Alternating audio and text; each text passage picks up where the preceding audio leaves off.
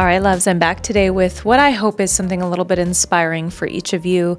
It stemmed from a morning over the weekend that I was just writing, doing some intuitive writing and some reading, and I want to share with you some of the things that came to me. I typically have, I've been shying away from just creating content for the sake of what I think people might want to consume. My main effort in this podcast is that everything that I bring to you comes from the inside out. It comes from a place that feels very authentic and hopefully inspired by something higher and bigger than myself. And I hope that doesn't sound too pretentious, but I just am not trying to create what are the 5 things that people are looking for right now. This is coming from the inside out or from above. Who knows? So today, I'm going to talk about what I think it means to go through an initiation of sorts and what it means to come to the edge of our own ability and to be in a place where there's an ego death point. So first I'm going to read to you the intuitive writing that came forward to me a few days ago. It feels as though you come right up to the edge, like you can't handle more. Like you've reached the end of your rope, the last straw at your job, the bottom of your bank account, the final nail in the coffin of a relationship. Do you not see that what appears as limitation is actually an invitation? This is when you become truly open to receiving the divine. Because coming to the edge of your own ability brings you to your personal precipice, that sacred moment when you give up, when you surrender, when you open your hands because they're too tired to keep grasping for control. And whether your edges need smoothing, healing, or simply witnessing, arriving at your edge is where you most intimately meet the Creator. This is where faith comes to life. This is where all expansion exists. Right at the boundary of your being is where you begin merging with Goddess. Until you reach your limit, your mind does what it does: spin, chatter, clamor. It's seeking control, predictability, clarity, plans. Your mind, remember, is your ego. And sometimes our egos need a descent into the void to die there so our spirits can emerge whole. Rest assured, you will find the edge of your ability. The solution will come to you. You will remember your connection to all that is, right at the time when your mind is too tired to go on grasping for control. You, the true you, is higher than your mind and vaster than your circumstances. Your spiritual self is speaking to you now. You are hearing wisdom even now. And that authentic you has not just the ability, but the sacred authority to choose surrender before you reach your edge. This is your power. This is your birthright. This is who you've always been. I don't know about you, but that was super helpful for me to read. And I'll share, I feel like I've been in what I would consider an initiation or this liminal phase of my life for about a year after my position was eliminated in management a year ago. And I've done some consulting and some coaching, and I've been working on this passion project that is the podcast. And I've been seeking clarity. I have this opportunity right now to delve headfirst into anything that's in front of me in terms of my career, my work, and my mind has been seeking clarity. My mind has been seeking control and plans and predictability, and the only things that have been clear is just to do the podcast, to do the work that's in front of me in terms of career work goes, but not to jump headfirst into anything else. And it's been frustrating. My ego has been wanting more than that. It's been it's not been totally clear to me. And so when this came forward to me today, for me personally, this was really helpful to realize that there is an element that our mind literally gets too tired. I can't remember where I read this. I don't know if it was, so if some of you are listening know what this situation is, but it's kind of floating in the back of my head right now, that monks, that there's a certain, they give themselves basically an impossible puzzle for their mind to solve, so that when they're sitting in silence and meditation, their mind will eventually wear out trying to solve the problem, and that allows them to go into that different state of consciousness or awareness. And that's sort of what this feels like in life when we have situations, we reach the end of our ability in whatever those things are, the relationship, the job, the situation where we're like, ugh, I just can't anymore. That's when I think we go through these mini ego deaths where the version of us that's trying to grasp control has to die in order for the spiritual self to come forward in a greater, more whole way. And this is kind of a bit of how it's really interesting to me when I am like, okay, universe, I'm here for it. Give me the solution. Like, show me the way.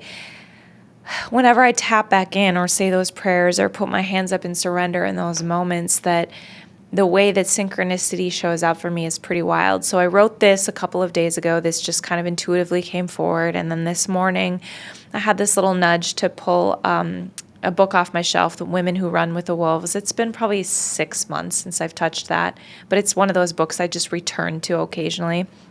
So I did the old, like, open up the book, just see what page it lands on and what stands out. And I'll share this first, and then I'll share the other synchronistic thing. So the quote that was underlined on the page that I opened to was this: death is always in the process of incubating new life, even when one's existence has been cut down to the bones. And the context of that quote is this life cycle, that incubating new life, that going into a new phase in life. A part of that is always death. A part of that, whether it's ego death or the ending of something. And in our, I don't know if it's just in our society, if it's an American society, if it's the human feared nature within us, I think we have this idea that death comes with more death. We're afraid of death, whether it's in the ending of anything, because we feel like on the heels of that is going to be more despair, more pain, more hurt.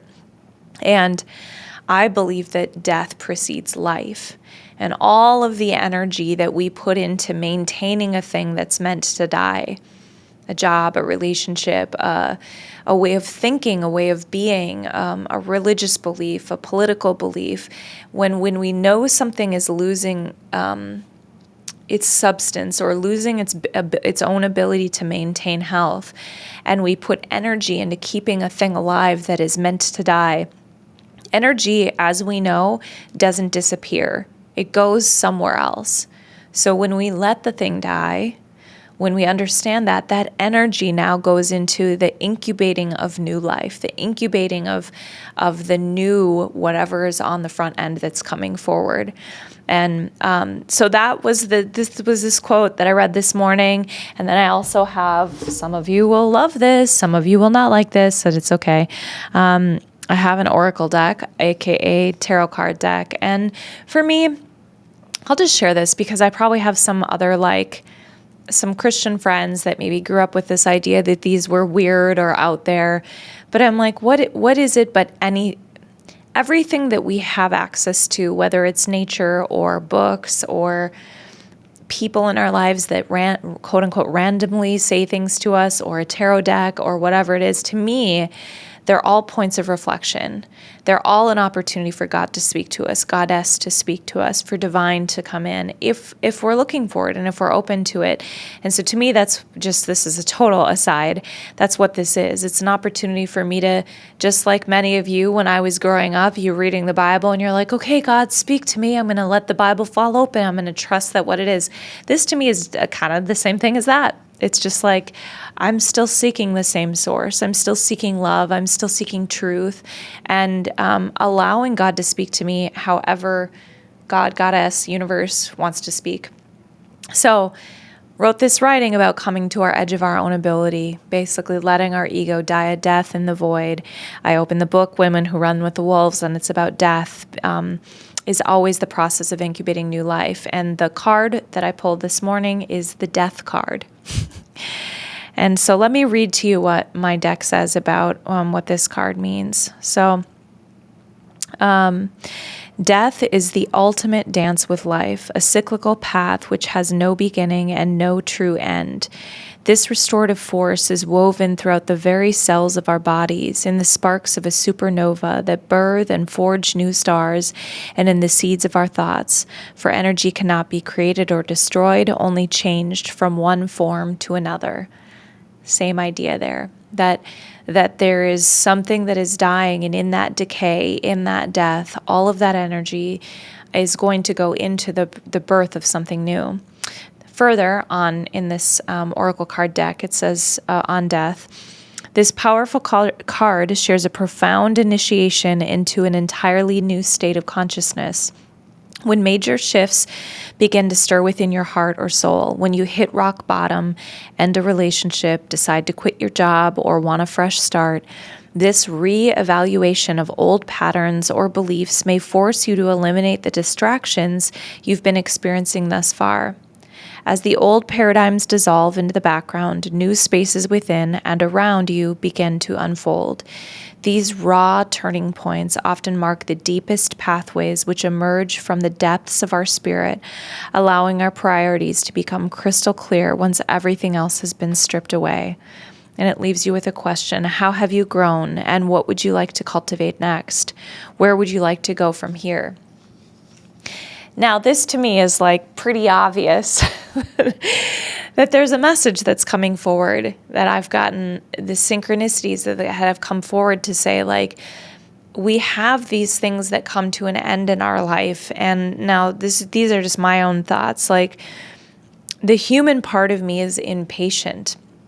But the truth is that in between this sort of what we call a liminal phase or an incubating phase, or if you think about a baby in a womb, there is a period of time in between nothingness or in between death and life where a thing is incubating, where there's an initiation happening. That's another word that I keep that keeps coming across my path, that what does it mean to have an initiation happen? And to me, it is the process of this ending and then the in-between period before the new beginning, that there's a lot of change and a lot of transformation going on. And I think we're seeing that in our society on a very macro level, and I think we're seeing it as individuals in a very micro level. And it means that these old ways of thinking, being, relating, communing, our old ways of viewing ourselves, our relationship with ourselves, a lot of these ways are dying. And then we're in this liminal phase, which I think is really frustrating. The human part of me is so impatient with that phase because my mind, my ego, like I started by saying, wants the answers now, wants the change now, wants to be through the painful part of transformation now.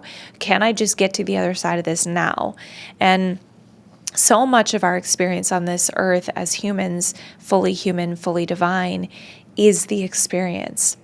It's having the experience of going through the pain and knowing what it's like to feel pain and then feel pleasure. It's not, I mean, what would it be like if we just jumped from high point to high point? The transformation is such an important part of the process, which is that part from being a caterpillar and going into the cocoon and literally turning to mush, everything basically dissolving before that energy can be put into the new creation that's coming forward. So one of the things that I looked up is actually just what is an initiation. And this is just like a little Google search. You know, we could all do this. But initiations typically involve a symbolic death of the old self or way of being, and a period of liminality or threshold experience, which is often challenging. And it also has a rebirth or emergence with new wisdom, perspective, or spiritual capacity. And to me, that's like the process of what it means to not only evolve, but to get stronger. You know, there's that breakdown when you're building muscle. There's a breakdown in the muscle. There's a period of healing, and then on the other side, it's stronger. And stronger may not be the best like descriptive word for it, but at the very minimum, it's different, it's changed, and it requires that time in the middle, the time of waiting, the time of healing, the time of recalibration, the initiation prior to the new beginning. So if you have reached the end of your own ability, if you've reached the end of your rope, if you've reached the bottom of your bank account, if the last nail in the coffin of your relationship happened, if you feel like you're hitting us, whether it's a major rock bottom or a minor rock bottom, congratulations. I know you, I don't know if I'd want to hear that, but I think this is a spiritual truth that when we get to that point, this is a part of the way that life brings us through these portals into the newness, into the new beginning. And so maybe today it's an opportunity for you to reflect on, I wanted to come back to something in that original writing that I wrote that was really, kind of like a big aha for me, which is this. The authentic you has not just the ability. So to me, I'm going to break this down. The authentic you is your higher self. It's the part of your mind that can observe your thoughts and emotions. It's the part of you that when you sit back, can see how you're feeling, can see how you're thinking. It's when you meditate, it's your consciousness. That's the authentic you. The real you is not just your mind spinning. The real you is the higher self, I guess is the way of putting it. So your authentic you has not just the ability, but the sacred authority to choose surrender before you reach your edge. This is your power. This is your birthright. This is who you've always been. And sometimes I think, maybe I'm wrong, but it's just my opinion, that life, because part of what we're here to do is to learn and to evolve and to grow and to sort of rise above old karmic patterns and lineage patterns and wounds. We're here to heal those things. So when our egos just are so strong and we're not necessarily functioning in that higher self, we're functioning in our egoic mind, life will have a way of bringing us opportunities to reach that edge so that we get to the place of surrendering to divine. Not that bad things are destined to happen, but that's it's just the nature of life on this earth. We go through hardship. There is pain. Those things happen, and life force can use those things in order to bring us to a place of like, all right, I'm tired. I'm tired enough. I'm ready to move forward in a way that's like, okay, how can I move forward differently? How can I grow from this? But as we grow in our spirituality, as we evolve, I believe that when we function, live in, breathe in, move in, love through that higher self-consciousness, we catch those things before we reach our edge. We catch the ways of thinking that are egoic. We catch the red flags in the relationship. We know our worth and act on it sooner. So we don't have to always be brought to this edge, that we can decide in those moments to choose surrender to divine before our ego brings us to our edge. And I think that's really important, that we have that sacred authority, that we are also divine, that we are fully human, fully divine. And in that divinity, in our consciousness of higher self, we're able to choose differently as soon as we see it, as soon as we see the choice. And in that way, we are the co-creators. We are the co-creators of our life. We're not victims of life. We are co-creators of it. Okay. All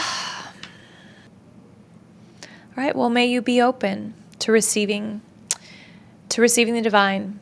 May your hands be open today to receiving the divine. May I be less impatient. All right, loves. Have a banging day.